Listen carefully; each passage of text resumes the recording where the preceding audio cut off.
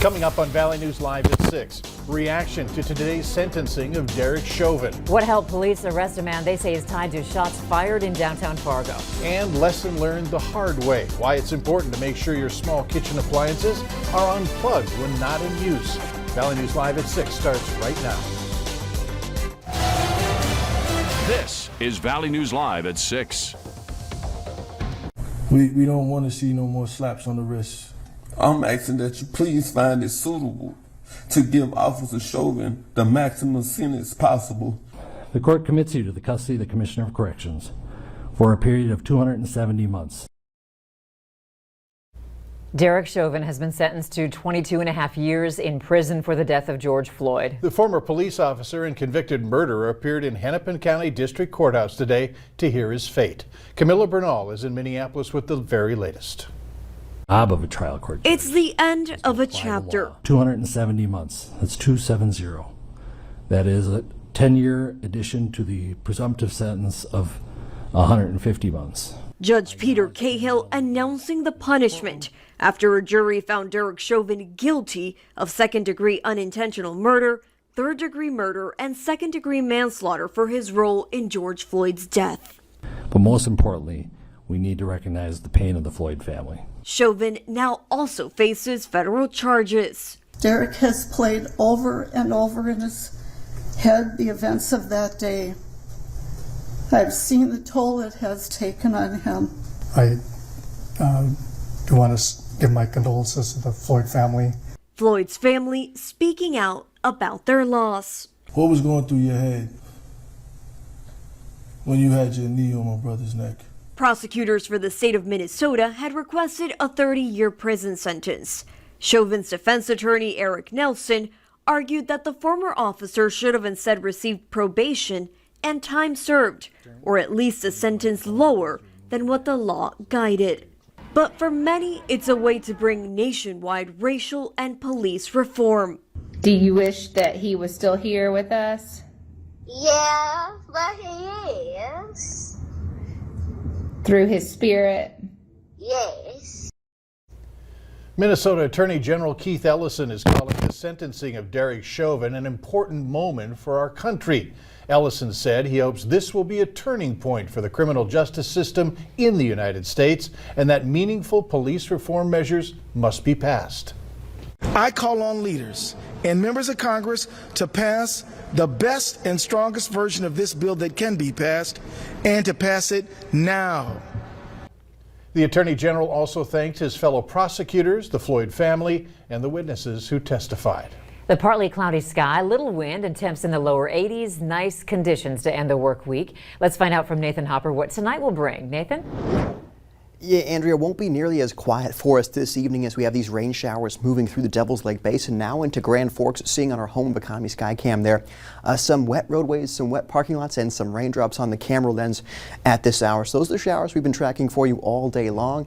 They've been moving very slowly through the Devil's Lake Basin in the James River Valley, which is great news, some much needed rainfall for those folks out toward the west. You can see some of those lighter showers now moving into Grand Forks, but notice the intensity and organization of these showers is kind of waning as we're going here into the 6 o'clock hour, but by and large still a good chunk of moisture falling there in the Jamestown area, portions of Barnes County, up into Griggs and into Steele County, as well as toward the Grand Forks area. So notice these are moving eastward very slowly, so I do expect these to continue moving eastward through the overnight hours, so us in Fargo-Moorhead could see some of these showers, and even into portions of Lakes Country tomorrow morning could see some more showers as well. Radar has estimated roughly 1 inch of rain has fallen in the Devil's Lake Basin down through Carrington, so as I said, good news, but of course the weekend is upon us. We'll break down what your rain chances look like for the weekend in a few minutes. All right, thanks so much. Thanks to a tip from a community member, a man has been arrested surrounding the shots fired incident in downtown Fargo yesterday morning. Today, Abshir Mohammed Hussein sits in the Cass County Jail. The call first came in around 2 a.m. for a report of a disturbance at Fort Knox, where a man was threatening people with a gun. Shortly after, someone reported a man firing gunshots from his car near the Salvation Army. Hussein was arrested for reckless endangerment. Two gun-related incidents have Fargo investigators working around the clock to identify and arrest suspects. The most recent incident was a shots fired call on June 11th behind Space Aliens, as well as the fatal shooting of a security guard at the Africa nightclub on May 23rd. Valley News Team's crime and safety reporter Bailey Hurley spoke to Fargo's police chief about recent violent gun crime. While two gun-related incidents remain unsolved, Fargo Police Chief David Zabolski says the department has solved more than half of both of their shooting and shots fired cases so far in 2021, saying both cases are far from going cold. I'm very confident in the competence of our personnel to solve these crimes. Many members in the community have voiced their concerns about what they feel like is never-ending violent criminal activity, with some referring to the FM Metro as mini Detroit or mini Chicago. Fargo is far and away a safer city than any of those other cities, and even for cities of its size, a very safe city. Certainly the violent crime that's going on, especially the gun crime, is unacceptable. There's really a small percentage of individuals in our community who are responsible for these crimes. Zabolski says 20% of suspects account for half of the crime in Fargo, saying more often than not, the violence isn't random. Most often, a lot of these incidents are the people involved on both sides of the coin are known to each other. They have either some kind of ongoing dispute or some kind of ongoing criminal activity that brings this violence to a head. Zabolski emphasizes the importance of victims and witnesses speaking up, saying while he understands the concerns of coming forward, it's what's best for everyone's safety. Because these people are not necessarily worried about who may be in the way of their gunfire as they go after a particular target. So I think it's less safe for people to think, well, I'll just hold on to this because if I don't say anything, I'm safer. I don't think that's true at all. In Fargo, Bailey Hurley, Valley News Live. Chief Zabolski says it's hard to say if gun-related crimes are up compared to this time last year, as the department just started tracking that data in 2021. The department urges if you have any information on either case to call them at this phone number, 241-1407. You can also text a tip with keyword Fargo PD to 847-411. A Moorhead man plans to enter a plea for his involvement in the Capitol riots earlier this year. Authorities show that Jordan Stotts is planning to plead guilty to his involvement. A plea agreement hearing is scheduled for July 13th. Stotts was arrested in March by FBI agents for one charge of knowingly entering in any restricted building or grounds without lawful authority, and one count of violent entry and disorderly conduct on Capitol grounds on January 6th. A woman is in jail tonight after leading police on a chase down I-94 in a stolen car. The incident happened overnight. Moorhead police spotted this stolen Chevy Impala on 8th Street South, just south of the interstate. Officers tried to pull over Jewel Alberts, but she pulled onto the interstate and took off. Police eventually used stop sticks to slow down the vehicle. Alberts was taken into custody a few miles outside of town and booked into jail on charges of possession of stolen property and fleeing police.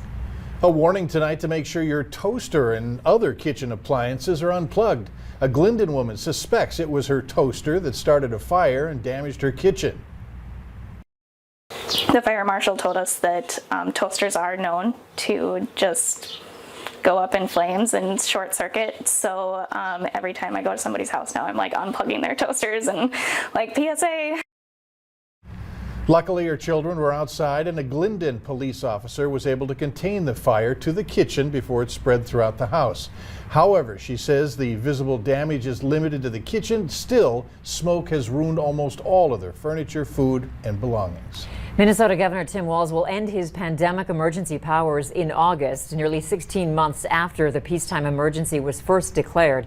The governor said that he'll make the move as long as the virus's grip on the state continues to wane and Minnesotans continue to get vaccinated. Walz's use of peacetime emergency powers to respond to the pandemic has been a point of contention for Republican lawmakers who have been calling for the governor to give up the powers for the last year. Fargo police are reminding you that it's illegal to use or possess fireworks in the city. Each year, police officers respond to hundreds of calls for service involving fireworks complaints. They are instructed to use their discretion when deciding upon enforcement, action, or for each call for service. Now keep in mind, violators can be fined $100 and you must appear in court.